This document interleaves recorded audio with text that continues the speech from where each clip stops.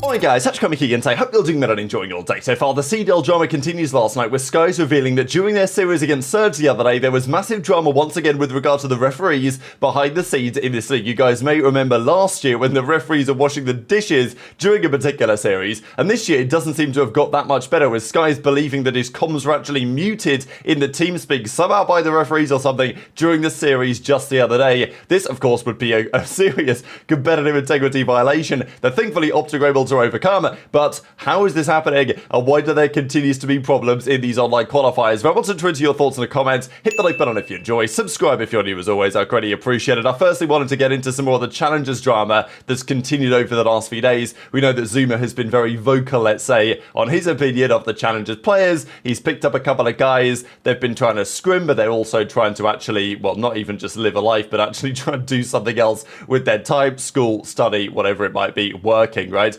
Actually trying to make some money, because let's be real, challenges is not necessarily there to make money, it's there to get the spot to get into the Pro League, right? That's kind of the point fundamentally.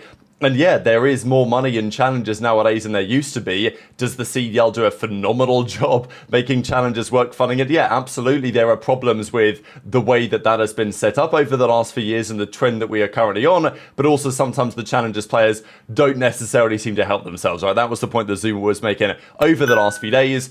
Even Dom was talking about it on the show last night, saying, look, these challenger players who don't have any respect for the likes of Zuma or some of the other players, like, that's how it should be. And even Aches was talking about it and saying that, wow, you know, old man season, because realizing COD competitive has been called the CDL longer than the CWL or the MLG Pro Circuit. So, I mean, if you think about it, right, the CWL came around in the 2016 season, so it was introduced in 2015 when the Black Ops 3 season came around. Technically, that was the start of the Call of Duty World League. Before that, it wasn't officially the CWL. It was, you know, an open circuit style, which people kind of considered MLG Pro Circuit or whatever you want to say before that.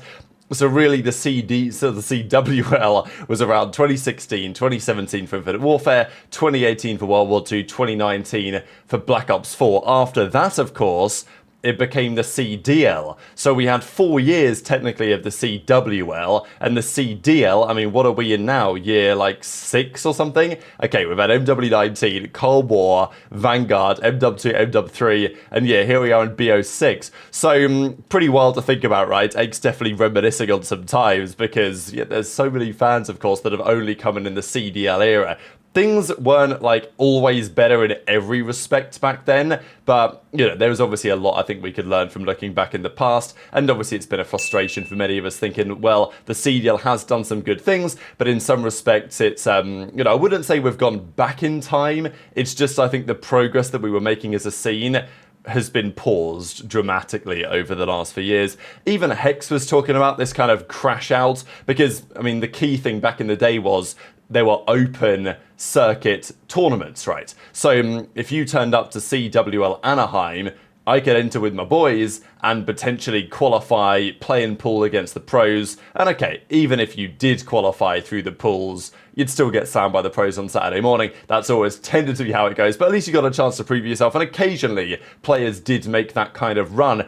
And nowadays, the way that the Challenger circuit goes, because it's a closed-off ecosystem where the pros are the pros and Tier 2 is Tier 2, and they never play each other apart from the occasional Pro-Am over the last couple of years, it's definitely restricted the potential of Tier 2, and without Tier 2, Tier 1 eventually finds itself in a tricky spot as well. So Adam aBeZy has been very clear that for DreamHack Dallas, the intention is to give challengers and Tier 2 as much of a spotlight as possible. They will be in the same spot as the pros, just on the other side of the crowd. I'm sure it's going to be pretty spectacular. Hex was saying, look, you know, respect Zuma, what he went through, because so many people in Zuma's position who they grinded all day and night to make this work, right? They weren't really making money playing COD, you know, they were side hustling, they were doing a job here, they were working there, they were, you know, living with their parents, they were doing whatever it takes to make this happen. And lots of those guys made it, lots of those guys didn't make it, but the stories to tell, right? And I think a lot of the OG pro players who have made that comp and made all those sacrifices are saying to the current challengers, like, look, it's not just so easy to make this work, right? Like, you've got to earn that success because, you know, there was talk, of course, about Slasher. He got his degree during kind of Advanced Warfare Black Ops 3 type season, and yeah, it wasn't ideal. Slasher had to make a lot of sacrifices when he was competing, and he was also getting his degree, a very prestigious degree, an impressive degree at the same time. You know, there were some evenings where he couldn't play with his team because he had to be in the lab, right? And, you know, the team had to suffer the consequences of that. It certainly wasn't optimal, but, you know, they found a way around it. If they couldn't scrim on this day, they'd maybe find a way to scrim at a different time. And for some reason, even in challenges, like, that was a pro league team. They were winning events while Slasher was going through this whole thing.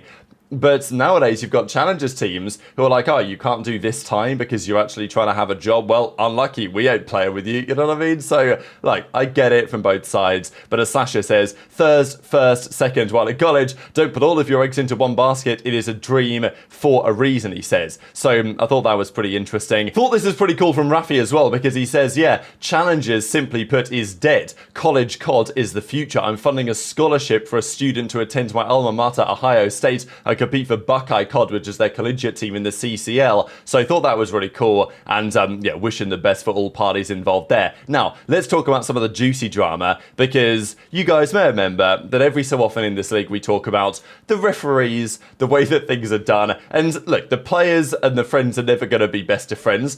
Although I think Trey told a funny story the other day that back in the MW19 season, or even over the last few years, when he was competing, certain referees you would try and be quite friendly with, you know, you'd ask him how their day was going, like what do they have for dinner, this type of stuff. You get friendly with the ref, and then, you know, if something you need it to go your way, you're like, yo, ref, you know, we need 5 minutes here, we've got to go and take a piss or whatever, right? Like something like that, then maybe the ref will let you get away with it type thing. So, you know, there's a little bit of gamesmanship in there where the referee is in the court with the players and he's like, okay, hey, look, you know, we're loading in, the map's about to start, we're coming back from the break or whatever he says, the commercial break, like we're about to get ready to go. Let's get, you know, let's get in the lobby right now.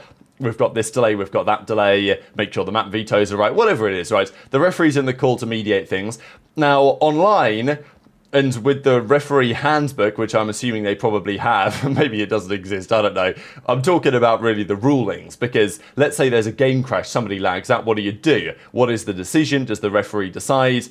And nowadays, they just tend to say, well, I guess we're going to replay it from scratch. So look, the referee is there just to ensure that everything has gone to plan. And if there's any issues, any technical difficulties, then the referee is there to at least hear it and decide what is best to, you know, to happen. Now, look, everything on this is pretty grey area in terms of it's not really clear what the rules are, who implements the rules.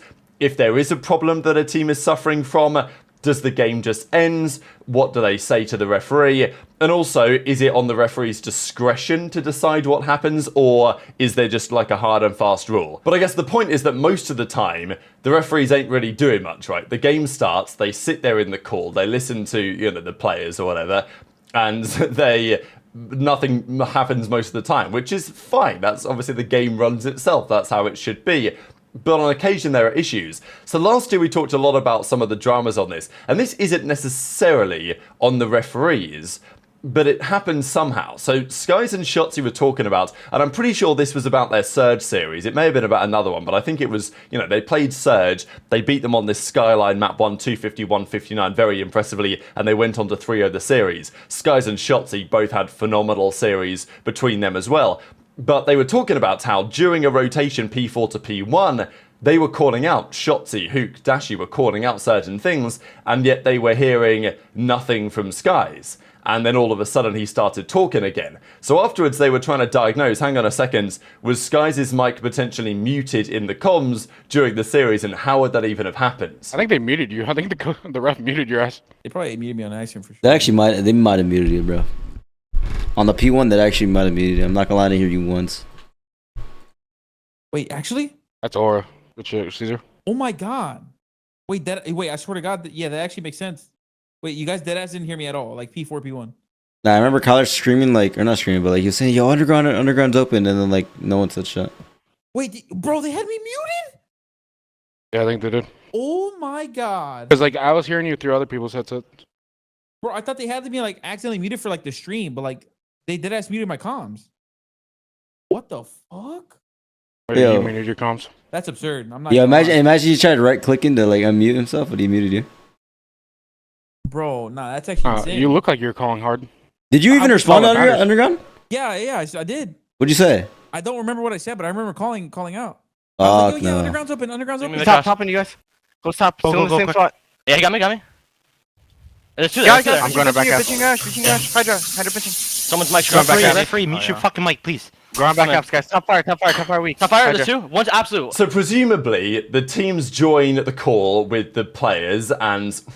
So presumably the players join the call with the referee and they load into, I don't know if they use TeamSpeak or whatever, but it's probably a TeamSpeak or something like that anyway, channel that they deploy in order to play the games in. Now the referee is in there and of course the players would be expected to talk to each other. Now on LAN, this, I guess they probably run it in a very similar way, but online, I guess the referee has control over the mics or whatever the case is. Now, there would be, unless there was some sort of weird technical malfunction, it would be unlikely that Skyz's microphone just happened to cut out for a minute or so during the series and then magically came back on. So the conclusion that the OpTic guys have come to is that the referee, I don't know, accidentally muted Skyz during their listening, or not, obviously not listening, right, but just during their regular comms, and therefore for a whole minute of rotation, they were unable to hear their teammates. And of course, it's mid-game, there's not really much you can do about it.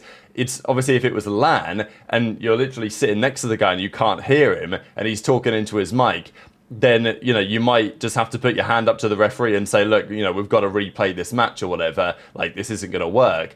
But your mid-hardpoint game is coming down to the wire. It's a skyline hardpoint, right? Like, it's not like you're ever just sitting in the hill soaking time. This is a hectic map. So, you know, there's no time to do that. And even that's on LAN. Online, okay, I guess it's kind of a similar setup with the guys next to each other, but obviously it's different because there's no referee standing behind you ready to say, okay, yeah, let's chalk off the game. The referee's in the call.